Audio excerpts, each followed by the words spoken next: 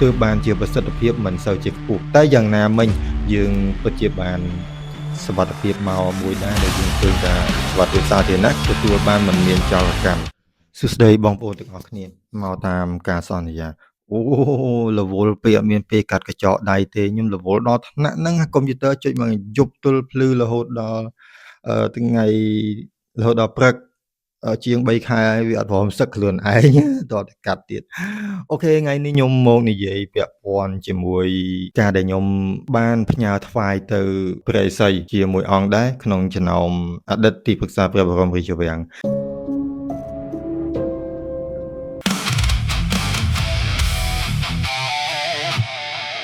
ហើយខ្ញុំបានថ្វាយនោះគឺថ្វាយឲ្យជួយប្រសិទ្ធិឲ្យគ្រប់គ្រងទឹកដីសង្កាត់ផ្សារកណ្ដាលដើម្បីឲ្យខ្ញុំរស់នៅដោយសុខសន្តិភាពមួយរយៈពេលខ្លីថា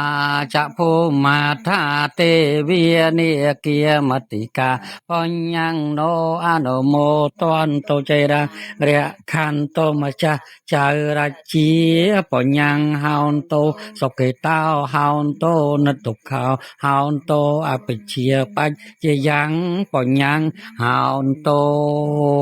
ប៉ុន្តែគឺត្រឹមតែបានមករយៈពេលខ្លីឯងនៅពេលដែលដល់កំណត់ខ្ញុំនឹងមានអ្វីរួមរឹតដើម្បីឲ្យខ្ញុំត្រូវតែចាកចេញតែបញ្ហាគឺនៅទីនេះពិបាកប្រើជាទីបំផុតដោយហេតុវាមិនមែនជាទឹកដីព្រះតែវាជាទឹកដីឧក្រិដ្ឋកម្មដែលមានទង្វើឆបោកទង្វើចាប់ចម្រិតអញ្ចឹងទៅទើបបានជាប្រសិទ្ធភាពមិនសូវជាខ្ពស់តែយ៉ាងណាមិញយើងពិតជាបានសវត្ថភាពមកមួយដែរដែលយើងឃើញថាសវត្ថភាពសាធារណៈទទួលបានមិនមានចោរកម្ម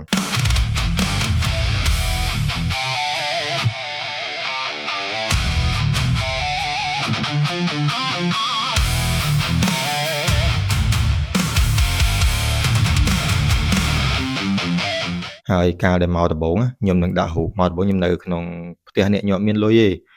ខ្ញុំកាន់លុយតែ50000រៀលចេញពីខេត្តសុរិន្ទមក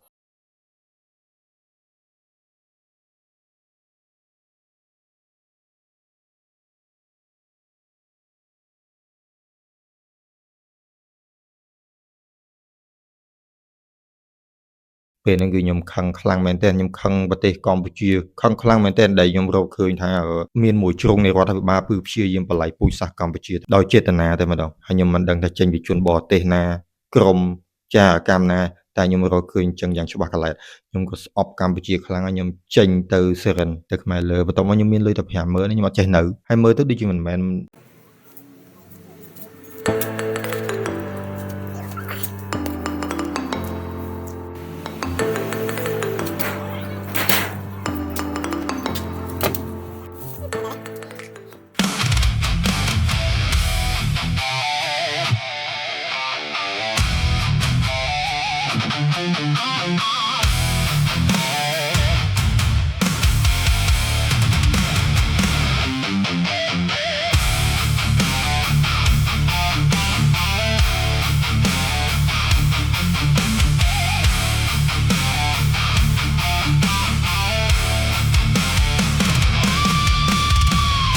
បញ្ហាខ្ញុំមិនចេះនៅទេគឺប្រហែលជាមានអង្គដែលខ្ពង់ខ្ពស់ជាទីបំផុតតម្រូវឲ្យខ្ញុំត្រូវចាកចេញប្រហែលជាមានអីនៅថ្ងៃមុខក៏មិនដឹងពិតមែនវាក៏កើតទៅជាសង្គ្រាមនៅថ្ងៃនេះតែយើងកុំឲ្យនិយាយកន្លែងហ្នឹងវែងឆ្ងាយខ្ញុំនិយាយកន្លែងលំអិតឲ្យយើងសប្បាយចិត្តទាំងអស់គ្នាគឺ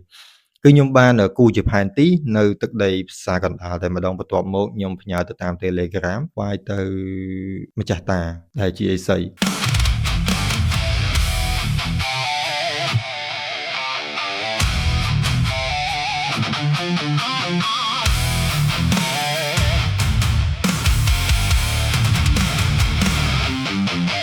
ហើយខ្ញុំក៏ធ្លាប់បួសដែរធ្លាប់បួសនៅភ្នំកលែនបួសបាន7ថ្ងៃដែលលោកតាបានបញ្ជាក់ថា7ថ្ងៃរបស់ចៅឯងដែលបួសនេះគឺស្មើនឹងលោកបួសនៅវត្តក្នុងព្រៃរហូតដល់7ឆ្នាំហើយកាលដែលបួសហ្នឹងនៅក្នុងទឹកដីភ្នំកលែនគឺពិតជាអាចចាប់សត្វមានជីវិតមកដាក់នៅនឹងមុខមែននៅពេលដែលអំណាចយើងខ្ពង់ខ្ពស់ខ្លាំងពិតជាមិនញញើតនឹងអ្វីនោះទេ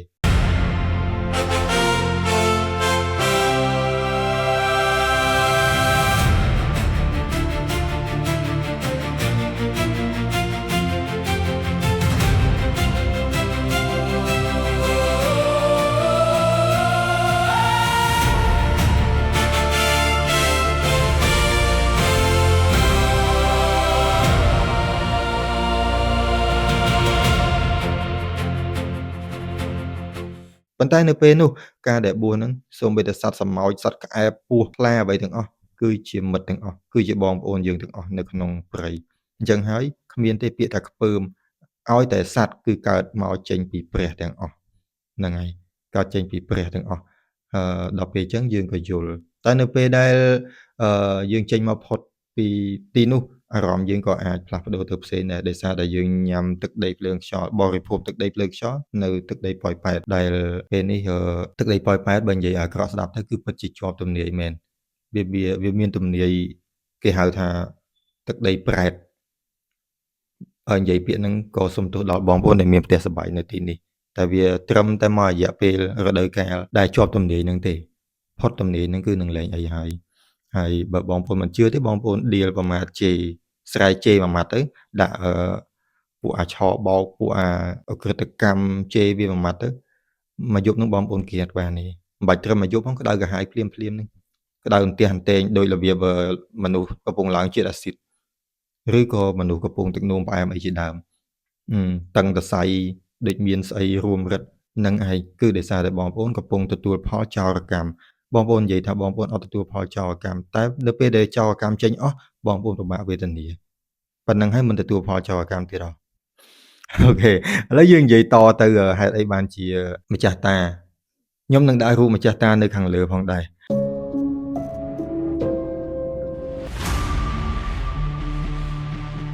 ដែលជាអតីតទីប្រឹក្សាព្រះបរមរាជវាំងតាមពិតទៅវាមានរឿងអកុសលជាច្រើនសោតនេតកម្មដោយសារតែបង្រៀនខ្ញុំម្ចាស់តាលះបង់ឋានៈអញ្ចឹងហើយបានជាទោះបីជាខ្ញុំកាន់ព្រះយេស៊ូវគ្រីស្ទព្រះជាម្ចាស់ក៏ខ្ញុំនៅតែមិនបោះបង់ចោលព្រះនៃព្រហ្មញ្ញសាសនាដែលខ្ញុំធ្លាប់កាន់កន្លងមកដែរហើយដាក់ដោយជីវិតគឺមិនបោះបង់ចោលដាច់ខាតដោយសារតែកន្លងមកមានអ្នកលះបង់ដោយសារខ្ញុំច្រើនណាស់ហើយគ្មានអ្នកណាអាចធ្វើបានការដែលលះបង់នឹងមិនមែនរឿងលេងសើចទេអតីតទីប្រឹក្សាព្រះបរមរាជវាំងមួយត្រូវបានបណ្ដេញចេញតែមកដល់ពេលនេះខ្ញុំក៏មិនដឹងថាជាអ្វីទៅផ្សេងទៀតនៅព្រះបរមរាជវាំងឬក៏អត់ដែរត្រូវបានបណ្ដេញចេញដោយសារតែចោទថាលួចលាក់ខ្ញុំហើយអ្នកដែលបញ្ចប់តួនាទីគឺជាព្រះអង្គម្ចាស់សិទ្ធិដែនស៊ីសវត្តសិទ្ធិដែនតែក្នុងនេះមិននិយាយដើម្បីបៀតបៀនអ្វីនោះទេគ្រាន់តែនិយាយតាមហេតុតាមផលរឿងដែលកើតយើងត្រូវតែមានសិទ្ធិនិយាយហើយខ្ញុំនឹងបន្តទៅទៀតពាក់ព័ន្ធជាមួយក្រុមសង្គ្រោះហេតុអីបានជាខ្ញុំអាចធ្វើបានរហូតដល់លែងមានចោលពាក់ព័ន្ធជាមួយក្រុមសង្គ្រោះវាមិនមែនត្រឹមតែព្រះប្រទានពរនោះទេដែលបងប្អូននៅសង្កាត់ផ្សារកណ្ដាលគេងស្រួលសុខគេងសុខស្រួលដោយថ្ងៃនេះហើយកុំគិតថាខ្លួនឯងមានសំណាងខ្ញុំលះបង់ដោយជីវិតការពារពួកបងប្អូនប៉ុន្តែមានអ្នកខ្លះគឺស្ទើរតែសម្លាប់ខ្ញុំក៏មានអ្នកខ្លះស្ទើរតែជ្រិញរឹកខ្ញុំក៏មានតែខ្ញុំចាយលុយលក់ទឹកខ្ញុំប្រើអាជីវកម្មលក់ទឹកជំនួសឲ្យការល្បាតនៅក្នុងទឹកដីប៉ោយប៉ែតសង្កាត់ផ្សារកណ្ដាលគឺជី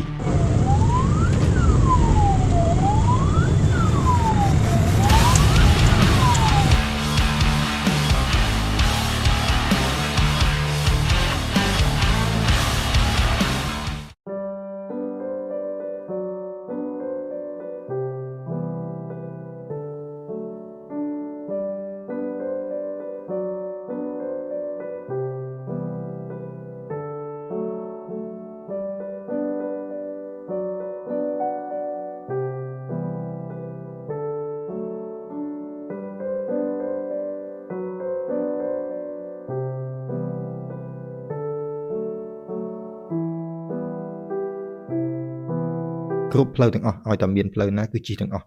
ជិះមកកាត់រាល់ថ្ងៃជិត1ឆ្នាំហើយអ្នកណាក៏អាចដឹងថាខ្ញុំជាមេក្រុមសង្គ្រោះបន្ទាប់មកពេលយប់ជួនកាលទៅនៅពេលដែលមានចោលចេញតែម្ដងឲ្យតែមានអ្នករាយការណ៍គឺខ្ញុំបើកឡានខ្ញុំបើកភ្លើងសារ៉ែន stand by បើកភ្លើងឯងអត់បើកសំឡេងទេគឺយើងជិះល្បាតទៅហើយពេលជួនកាលទៅខ្ញុំក៏ប្រើម៉ូតូក៏ធ្វើចឹងដូចគ្នា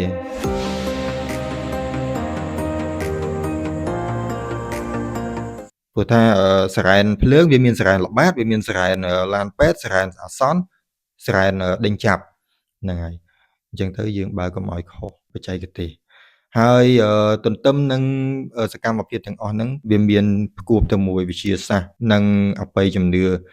ថ្ងៃមួយមុនពេលខ្ញុំដំណើរការសកម្មភាពទាំងអស់នេះទៅទៀតគឺខ្ញុំនៅមិនទាន់ធ្វើអាជីវកម្មលក់ទឹកដើម្បីជំនួសការល្បាតដើម្បីធ្វើវិសោធនកម្មលើខ្លួនឯងអានេះគេហៅថាធ្វើបច្ចុប្បន្នភាពលើខ្លួនឯងលើសមត្ថភាពខ្លួនឯងថាខ្លួនឯងអាចគ្រប់គ្រងនៅសង្កាត់ទាំងអស់នោះបានឬក៏អត់អញ្ចឹងខ្ញុំនឹងភ្ជាប់និយាយតមុននឹងបានសកម្មភាពលក់ទឹកជំនួសឲ្យការល្បាតគឺខ្ញុំជាប្រធានក្រុមសង្គ្រោះអាវក្រហមតែដោយឡែកថ្ងៃមួយសានគោបានធ្វើពិធី concert អញ្ចឹងហើយពួកខ្ញុំនឹងបានទៅយាមនៅតំបន់ហ្នឹងហើយល្បាតរយៈពេលពាក់កណ្ដាលយប់ហ្នឹងយូរដែរហើយ3 4 5ម៉ោងហ្នឹងឯងប៉ុន្តែពេលដែលបលិសទៅបាត់មានបាតដៃទី3ចូលទៅគប់ចំប្រជាការភូមិហើយជា10ជាងនាក់ជាការភូមិកំពុងរាំក្រុមអាវក្រហមកំពុងរាំហើយខ្ញុំនោះនៅខាងក្រោយហើយមេក្រុមមួយទៀតនោះកំពុងតែច្រៀងនៅលើ concertដោយសារតែគាត់ក៏ទទួល event គេផងដែរអញ្ចឹងបន្ទុកទាំងអស់វានៅលើខ្ញុំពាក់កណ្ដាលលើគាត់ពាក់កណ្ដាលហើយមិននឹកស្មានថាចុងបញ្ចប់ក្រុមអាវក្រហមនិងប្រជាការភូមិបានវាយគ្នាវាយ3លើកមានន័យថាខ្ញុំដោះស្រាយដាច់ទាំង3លើកប៉ុន្តែនៅពេលដែលមានអ្នកព្យាយាមចូលមកយាយីទាំង3ដងហ្នឹងកំហឹងបានផ្ទុះឡើងរហូតដល់ដំណាក់កាលចុងក្រោយខ្ញុំបានរៀបឡើងហើយខ្ញុំដឹងថាបើករណីនេះពិតជាការរៀបចំប្រកាសជាមានដំណាក់កាលវាប្រកាសជាឈានដល់ទី3អញ្ចឹងទៅដំណាក់កាលទី3ខ្ញុំក៏សម្រេចចិត្តបញ្ជូនពួកគាត់ទៅប៉ុស្តិ៍ទាំងអស់ហើយបើសិនជាលក្ខខណ្ឌណាមួយនៅតែចង់ឈ្នះចង់ចាញ់គឺត្រូវតែបញ្ជូនពួកគាត់ទៅឯតុលាការតម្រូវឲ្យសមត្ថកិច្ចដំណើរការតាមផ្លូវច្បាប់ទាំងប្រជាការភូមិទាំងក្រុមអាវក្រហមទាំងក្មេងស្ទាវដែលមានជាង30-40នាក់ពាក់មួកការពារមកទាំងអស់ប៉ុន្តែផ្ទុយទៅវិញគ្រោះទាំងអស់នោះក៏បានคล้ายជាលៀបនៅចំណុចទី3ខ្ញុំបានដឹងរហូតដល់ 99.99% ឯណោះទាំងអស់គ្នានឹងមិនហ៊ាននឹងបញ្ចប់បញ្ហាអញ្ចឹងទៅបងប្អូនក្មេងៗដែលខឹងសម្បាមក30-40នាក់នោះដែលពាក់មួកការពារមានទាំងស្រីទៀតខ្ញុំបានផ្ដោតលើការបង្ការការពារពួកគាត់ក្រុមសង្គ្រោះមានតួនាទីធ្វើករណីជាក់ស្ដែងអញ្ចឹងហើយឲ្យតែខ្ញុំរកឃើញថាមានអ្នកវាយប្រហារពួកគាត់មុនបង្កហិង្សាដាក់គាត់ខ្ញុំមិនខ្វល់ថាពួកគាត់ធ្លាប់ជាមានចំនួនពីអតីតទេតាមករណីជាក់ស្ដែងតាមរដ្ឋធម្មនុញ្ញយើងមានសិទ្ធិជួយក្នុងករណីជាក់ស្ដែងបើសិនជាពួកគាត់ស្ទាវមិនស្ទាវទំនើងយើងអត់ខ្វល់ខ្ញុំបាននិយាយប្រាប់ពួកគាត់អញ្ចឹងដែរឲ្យតែរកឃើញថាអ្នកណាគប់ពួកគាត់វាយពួកគាត់ខ្ញុំចាប់អ្នកនឹងទៅប៉ុស្តិ៍អញ្ចឹងទៅពួកគាត់ក៏យល់ករណីខ្ញុំបង្កើតក្រុមសង្គ្រោះធ្វើបទល្មើសព្រហ្មទណ្ឌជាក់ស្ដែងគឺខ្ញុំជួយបងប្អូនតាមច្បាប់អត់ធ្វើតាមអារម្មណ៍ទេបងប្អូនចំណាំមុខក្រុមអាវក្រហមចំណាំមុខខ្ញុំឲ្យបានអញ្ចឹងទៅចាប់ពីពេលនោះមកក្រុងប៉ោយប៉ែតសង្កាត់ផ្សារកណ្ដាលស្ទើរតែគ្មានចោលនោះទេទាំងអស់គ្នាត្រូវចាំទុកមិនមែនត្រឹមតែព្រះប្រទានពរតែវាស្ថិតនៅលើវិទ្យាសាស្ត្រដែលព្រះប្រទានពរឲ្យទាំងបញ្ញាមកយើងផងដែរអញ្ចឹងហើយទើបបានជាសង្កាត់ផ្សារកណ្ដាលមិនមានចោលដល់សពថ្ងៃហើយមិនសូវមានករណីហិង្សាផងដែរទាំងអស់គ្នាយល់អត់មិនមែននៅសុកបងប្អូនមានសំណាងដោយយថាហេតុមកពីណានោះទេគឺមានមនុស្សលះបង់ដើម្បីបងប្អូនរួចទៅហើយបងប្អូនត្រូវតែយល់នៅចំណុចនេះប៉ុន្តែសូមសម្ដែងការសោកស្ដាយនៅពេលដែលខ្ញុំចាក់ចេញពីក្រុងប៉ោយប៉ែតសង្កាត់ផ្សារកណ្ដាលខ្ញុំមិនដឹងថាសង្កាត់ផ្សារកណ្ដាលនឹងបដូរទៅដូចជាសង្កាត់ទាំង3ទៀតដែលសង្កាត់អូជ្រៅជាចម្បងដែលមានចោរកម្មមួយថ្ងៃសឹងនឹង10ករណីឯហ្នឹងឆែកមើលខ្ញុំតិចមើលនឹងឯងបងប្អូនទាំងអស់គ្នាសូមជ្រាបហើយពិចារណាម្ចាស់តាសូមបីតែប្រសិទ្ធិដាក់មុនគាថាគ្រប់គ្រងដែនដីសង្កាត់ផ្សារកណ្ដាលឲ្យខ្ញុំមែនប៉ុន្តែពិតជាមានម្ចាស់តាជាច្រើនអង្គបានផ្ដាំមកខ្ញុំថាទឹកដីមួយដែលសម្បូរចោរកម្មគឺដោយសារតែទឹកដីនោះមានប្រជាពលរដ្ឋប្រព្រឹត្តអំពើអាក្រក់ច្រើនជាងអំពើល្អទើបបានជាចោរវាអាចធ្វើទៅបានកុំផ្ដោតទៅលើត្រឹមតែមន្ត្រីរាជការបងប្អូនទាំងអស់គ្នាជួយចាំទុកឧទាហរណ៍ថាសង្កាត់មួយនោះសូមនិយាយម្លងបដ ாய் ទៅឧទាហរណ៍ថាសង្កាត់មួយនោះចោរច្រើនណាស់ប្រតិកម្មច្រើនណាស់គឺដោយសារតែប្រជាពលរដ្ឋនៅទីនោះប្រព្រឹត្តអំពើអាក្រក់ច្រើនជាង នឹងក៏ជាហេតុផលមួយដែលប្រទេសផ្សេងអាចចោទយើងថាជាទីក្រុងអក្រិតកម្មជាតំបន់សម្បុកចោលអីតាមតំបន់ក្នុងខេត្តក្នុងក្រុងណាមួយគឺគេធ្វើបែបហ្នឹងតំបន់មួយដែលអាចលក់គ្រឿងញៀនបានគឺដោយសារតែប្រជាពលរដ្ឋស៊ាំឲ្យវាលក់ទោះបីជាប្រជាពលរដ្ឋមិនឲ្យលក់ក៏វាលក់មិនបានតែទាំងអស់គ្នាយល់អត់កុំចោទថាដោយសារតែមន្ត្រីរាជការកាងឲ្យមន្ត្រីរាជការហ្នឹងវាកាងមិនឈ្នះប្រជាពលរដ្ឋទេអញ្ចឹង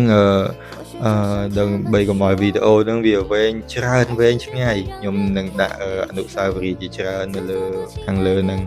ហើយនៅពេលដែលខ្ញុំចាក់ចេញសូមជូនពរឲ្យបងប្អូនទទួលបានសុខហើយការរស់នៅរបស់បងប្អូននៅក្នុងក្រុងប៉ោយប៉ែតស្កាប់សាកដាសូមឲ្យប្រព្រឹត្តតែអំពើល្អព្រោះថាអំពើល្អវាអត់សាបសូន្យនោះទេបងប្អូនពិបាកវេទនាគឺពិបាកតែមួយផ្លែតហ្នឹងទេស្លាប់ទៅបងប្អូននឹងកើតទៅឋានដែលស័ក្តិសមហើយបើយើងមិនជឿលើអបិយជំនឿចាំបាច់ទៅរៀបចំនាងផ្ទះធ្វើអីហើយបើមិនជឿលើអបិយជំនឿឥឡូវបើជឿមិនជឿស្រួលពិសោធន៍ទេស្រែកជេរពួកហ្នឹងទៅមួយម៉ាត់ទៅអាចជឿនឆោបោកអីជេរអាគារហ្នឹងតែមកយប់ហ្នឹងដេកអត់លក់ទេអត់ដេកអត់លក់ហ្នឹងមកពីបងប្អូនទាំងអស់គ្នាវាមានជំនឿរួចទៅហើយអញ្ចឹងសូមភ្ជាប់ទៅពាក់ព័ន្ធជាមួយពេលខ្លះដែលព្រះមហាក្សត្រថៃទ្រង់ប្រទានប្រោសជីវិតតែងតែជួយដល់ខ្ញុំ